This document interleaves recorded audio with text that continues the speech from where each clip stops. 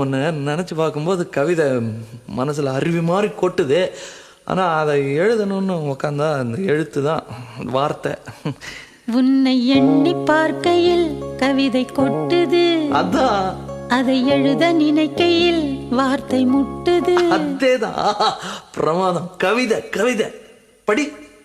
கண்மணி அன்போடு காதலன் நான் எழுதும் கடிதமே. பொன்மணி உன் வீட்டில் சௌக்கியமா, நான் இங்கு சௌக்கியமே. உன்னை எண்ணி பார்க்கையில் கவிதை கொட்டுது, அதை எழுத நினைக்கையில் வார்த்தை முட்டுது. ஓ